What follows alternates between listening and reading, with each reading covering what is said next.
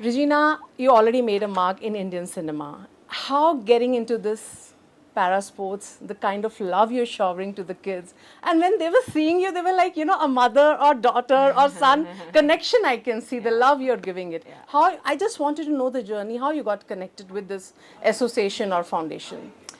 Well, it goes way back, at least about 10 years. AMF, Aditya Mehta Foundation, started in 2013. And I happened to meet Aditya through Shilpa Reddy Okay. in Hyderabad. And she would explain to me what, he was trying to do. And it was pretty much in the nascent stages when he started off. He had a vision and he was on a mission to complete this. And I wasn't a trustee back then, but a few years being a ardent supporter, I decided that I would also get on board and be a trustee of the organization, only because I could see the zeal, and it's not easy. Yes. It is not easy to engage people, to nudge people, to even think about this. The fact that 11 years after he has started this NGO, we have 2 athletes who are now representing India in the Paralympics. It's taken him 11 years. Yeah. And that requires consistency and perseverance of a different level. True. And I must say that back then AMF had very less support from from the state or from any of the other organizations. Aditya did strive and make sure that he used his contacts. He also made sure he worked with the CRPF, the BSF, everybody to actually motivate people who have probably after service become physically challenged.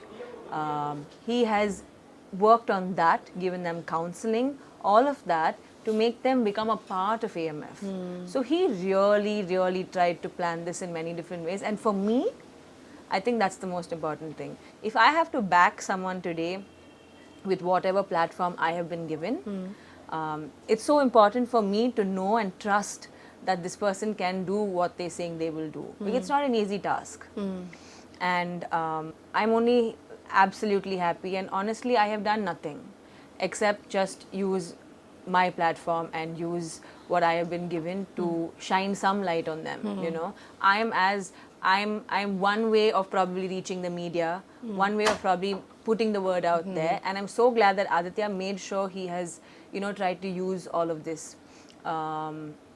Lakshmi Manchu has cycled with him, Samantha is cycling with him. We've gone step by step, tried to bring in a lot of people so that the awareness is created far and wide. And so when you attended the first event, which when we were not aware much about it, you still remember the moment, and what brings you at that day that yes, I want to contribute for this? Before that, joining this foundation, you not be much aware. No. So when you get your first event and attended, or some memories? In fact, before the event also, I had cycled with Aditya. Okay. And that's how it started. I had gone cycling, and we would do night rides. And you love cycling. And I also, I do. I absolutely do love it. I love sport in general. That I know that. And if I have the opportunity to, learn a sport or educate myself about a sport, I'm always open to it. So I cycled with Aditya, and it was so interesting because he's an Abhavni amputee.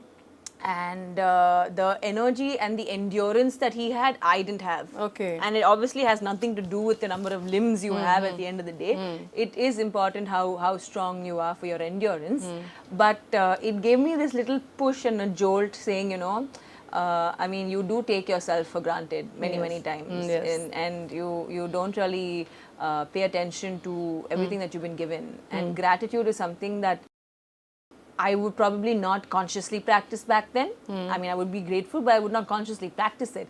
And slowly over the years, having met him, having seen what he's done, I feel like I have started practicing gratitude a lot more, And I do remember the first time we cycled, our first event, how sometimes he was so unsure about the fact that if you know things would work out. And yeah, it's all fond memories now, really. So as you know, today we were in the event and we can see all the kids were surrounded by you. Do you remember your school days, childhood memories? You know, you loved to play sports, you Yeah. know, and the way you were just going around and seeing the kids, they were Yeah. so enthusiastic and, Yeah. you know, full of energy. Yeah, So I what have- kind of energies you had in your childhood or any sports you used to play like anything? You were ready for it. I used to play basketball in school. Wow. Yeah, I played for school and then went on to district and stuff. But you know, one big hurdle I faced was I could only play till the 9th and then the 10th a little bit because of my boards. My mom was like, "No, you come and you study." Oh. Which I feel like is something that a lot of kids face today. I mean, most of their school life. By the time they reach the 10th, either they become apprehensive or the parents become apprehensive or the teachers become apprehensive and they're like, oh, sport is not something you should be doing. And I wouldn't say it's the wrong approach, but as a kid who was in sport and who would have liked to pursue it throughout her school, I feel like maybe the approach can be a little different. We have to change it now. I mean, I think we can change our views on it. Instead of saying, no, you can't do it, we can obviously, today we have the facilities, today we have Yes. everything to be able to empower kids to do or take the path they want to take, whether it's be an athlete. It is difficult in our country to survive as an athlete. Yeah, you it's know, a lot of struggle, yeah. any sport you take, any sport you take, individual sport little better, but still, you know, be it tennis, cycling, whatever it is, and it was only after Jyoti and Arshad from Yes. AMF when they you know have qualified to you know participate in the Paralympics, did I even know that there's been no cyclist that has represented our Yes. country in the Olympics Yes. itself. And for a second, I was like, I don't believe that. That can't be true. I mean, in all of the Olympics, there's not been one Indian that has represented our country. And I went online and searched to see. And that's interesting, you know, that it has been like It's this. a great achievement, I must say. It is a wonderful achievement. I know that Jyoti and Arshad are both worried, tensed, nervous, rightfully so. But I'm so excited for them, and all of us are so excited for them. You know, however they perform, it doesn't matter. They have literally paved the way. They've broken a record, and I think that for the moment has to be celebrated. But I think if you were not into this cinema, I must be saying you must be in the sports doing something great. You Yeah, think sometimes maybe. like this?